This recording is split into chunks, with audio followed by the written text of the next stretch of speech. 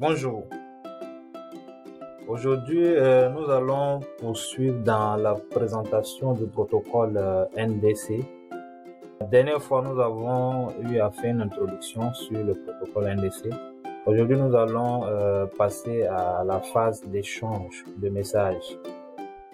Les différents messages qui sont échangés entre le terminal et le serveur.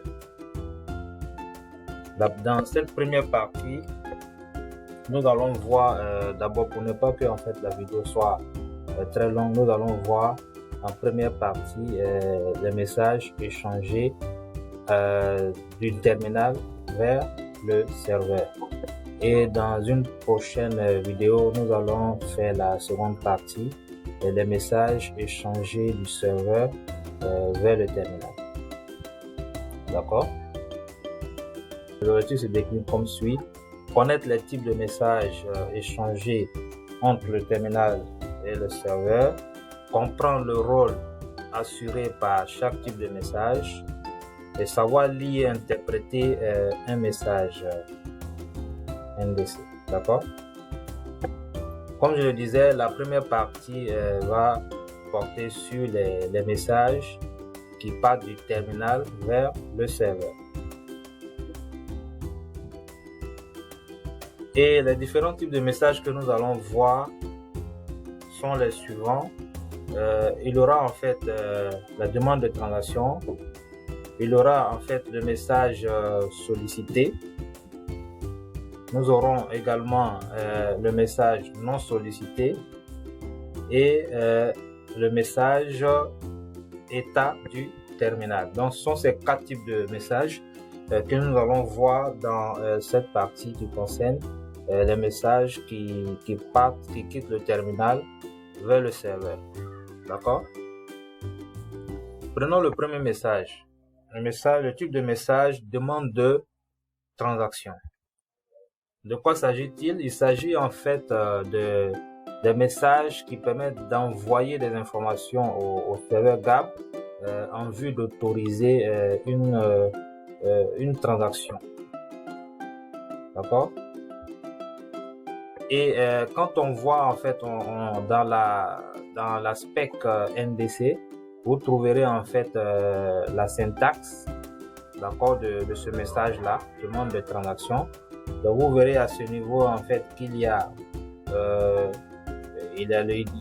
leader. En fait, ce qu'il faut retenir ici, c'est à ce niveau on a la classe qui est là, qui est à 1. Quand c'est à 1, c'est un message on va dire non sollicité. On verra tout à l'heure qu'est-ce qu'un message non sollicité.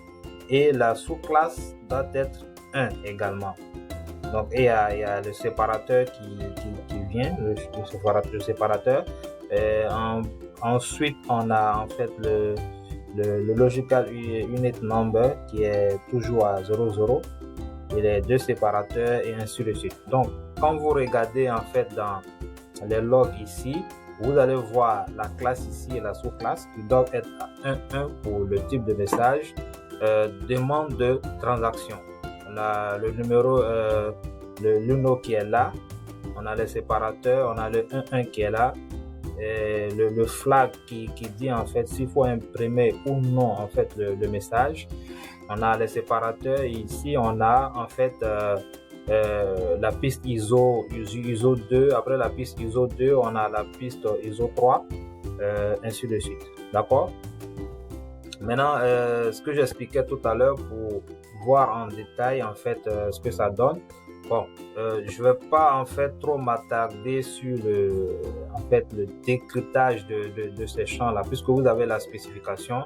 Donc, à vous maintenant en fait de prendre la spécification et pouvoir en fait interpréter dans les détails près en fait tout ce qu'on a ici comme message. Mais à partir de l'aspect, vous avez tout en fait. Donc, j'ai essayé ici en fait dans ce tableau-là de donner un peu ce que vous pouvez avoir en fait dans le message là. Donc ici on a la classe, la sous-classe, comme je le disais tout à l'heure. Donc vous avez tout ça ici.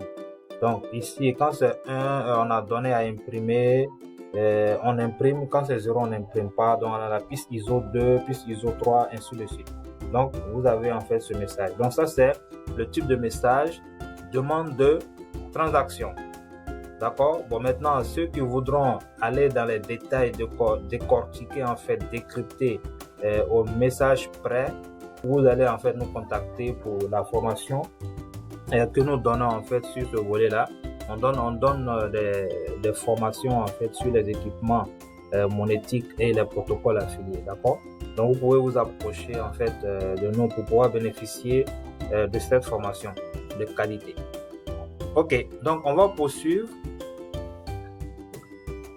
Message sollicité désormais. Donc on a vu en fait le type de message demande de transaction. Et là maintenant nous allons voir le type de message sollicité. De quoi s'agit-il? D'accord. Le type de message sollicité, il s'agit en fait d'un message dans lequel en fait le terminal répond à une commande du serveur d'accord? Donc, un message sollicité, c'est un message dans lequel le terminal répond à une commande du serveur. Donc, le terminal répond par un message sollicité à une commande du serveur, d'accord? Et ce type de message-là contient deux champs très importants qu'il faut avoir en ligne de mire. Il s'agit en fait du descripteur de statut et de l'information statut. Ce sont ces deux champs-là qui permettent en fait de décrypter ce message-là. D'accord? Donc, dans les spécifications, vous allez voir comment est-ce que en fait ce champ-là est caractérisé. Ce type de message est caractérisé. Nous avons le 2 qui est là, puisqu'on a ce 2, c'est le message, la classe est 2, c'est un message sollicité. Quand c'est 1, c'est non sollicité, d'accord, comme on l'a vu tout à l'heure précédemment. Et ici, c'est le statut du message. Donc, pour ce type de message, la message sollicité, vous allez toujours avoir 2, d'accord? Classe 2, sous-classe 2. Et puis, le numéro va suivre, ainsi de suite. D'accord? Donc, vous avez un exemple ici. Donc, on a 2 qui est là, le séparateur, le numéro qui est là, le séparateur. Après, on a le descripteur de statut. Après, on a l'information statut qui est là, mais qui n'apparaît pas à ce niveau. D'accord? Ici, qu'est-ce que ça signifie en fait quand il répond comme ça? Quand le descripteur statut est à 9, ça veut dire que le terminal envoie en fait dit en fait au serveur en fait que la commande a été exécutée avec succès. Donc du coup, l'information statut en fait n'est pas déclinée ici. Par contre ici, comme on va le voir tout à l'heure, ici vous allez voir par le C qui est là en fait dans le descripteur statut, ça veut dire que la commande ne s'est pas terminée correctement et il y a l'information maintenant sur l'anomalie qui a été détectée au niveau du terminal, d'accord? Donc essayons de voir de plus près. Ici, comme on l'a dit, hein, ici on a deux classes 2, sous-classe 2, on a comme, et ce qui est très important ici, c'est le descripteur statut et l'information statut. D'accord? Donc, c'est l'exemple que je donnais tout à l'heure qui est là, mais on va essayer un peu de décortiquer pour que vous essayez de mieux comprendre. D'accord? Donc ici, en fait, le 9 là signifie quoi? Ça signifie redit, ça signifie que la commande a été exécutée avec succès. Donc du coup, le champ G qui est là, en fait, n'est pas requis, n'est pas renseigné, puisque la commande s'est terminée avec succès. D'accord? Maintenant, si pour le second cas, ici on a le C, on a le B07. Qu'est-ce que ça signifie?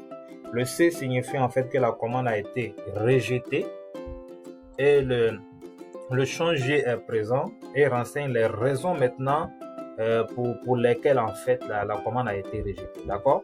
Et ici on a le B qui signifie en fait erreur de valeur du champ. Donc la valeur en fait du champ est erronée. Il s'agit de quelle valeur? Il s'agit du champ de la valeur 0,7.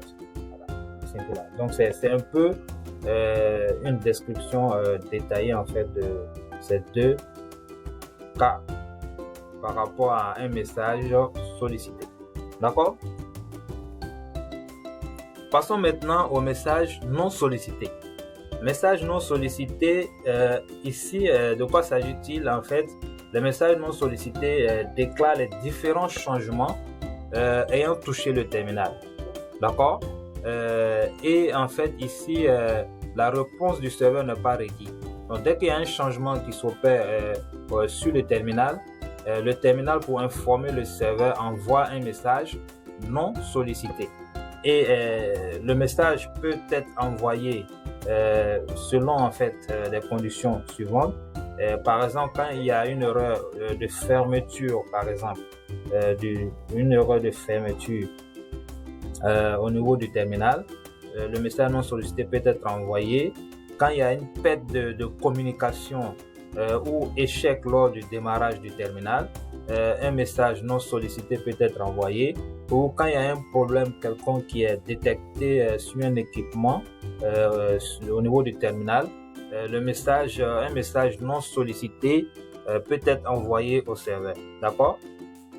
Maintenant, dans les spécifications, quand vous prenez la spécification, vous allez voir comment est-ce que un message non sollicité est décliné. Ce qu'il faut comprendre ici, voilà la classe ici qui est voilà un message non sollicité et on a le statut qui est à 2. Donc vous allez voir 1, 2, d'accord? Classe 1, sous-classe 2 et les différents champs qui vont suivre pour vous permettre de décrypter en fait un message non sollicité. Voilà, on a un exemple ici. Ok? D'accord. Pour le message non sollicité, essayons de voir le format du message en détail. Voilà. Donc vous avez 1, 2, le séparateur, l'uno, les deux séparateurs et puis l'information statut, ainsi de suite. Voilà. Donc un exemple ici, le 1, 2, numéro 1, on a les séparateurs qui sont là et on a l'information statut qui est là également. Maintenant, si on veut décortiquer un peu le B, qu'est-ce que ça signifie? Ça signifie en fait l'identification. Et puis maintenant, le 0032, c'est en fait la configuration identification number. D'accord? Maintenant, il y a 3 conditions qui doivent être remplies avant l'envoi d'un message non sollicité. D'accord? Le device statut doit être différent de 0. D'accord? Le error severity doit être au moins égal à 2 ou plus. C'est-à-dire, il doit être égal à warning ou plus, quoi. Le error severity. Et également, le sample statut, c'est-à-dire l'état du consommable, doit être égal à 2, 3 ou 4. Bon, maintenant, pour avoir plus d'informations en fait sur ces différentes conditions-là, je vous recommande en fait de voir en fait le status information field au niveau de la spécification NDC. D'accord? Maintenant, nous allons voir le dernier type de message à ce niveau-là, l'état du terminal. Nous avons vu en fait les demandes de transaction, on a vu les messages sollicités, on a vu les messages non sollicités. Maintenant, le dernier, c'est l'état du terminal. Le message type état du terminal, d'accord? À ce niveau, en fait, de quoi s'agit-il? Ce type de message-là décrit quelles informations seront dans le champ information statut. D'accord? Et ce sont des messages qui peuvent être sollicités ou non sollicités. Très important à savoir. Donc, quand il s'agit ici de l'état du terminal, bien sûr, à ce niveau.